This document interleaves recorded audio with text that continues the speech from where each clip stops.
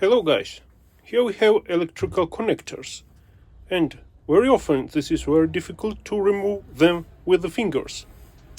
So here we have also some KNIPEX pliers, and let's see which of them will work to remove the electrical connectors.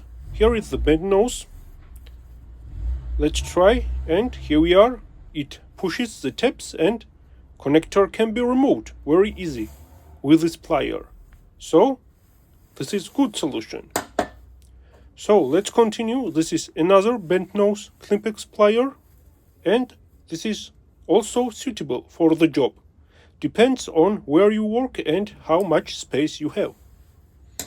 So let's move forward, and this is the third plier. This is something special, and for me, to be honest, it won't work. Yes, it grabs, but not very securely, and I don't like it to working with the connectors.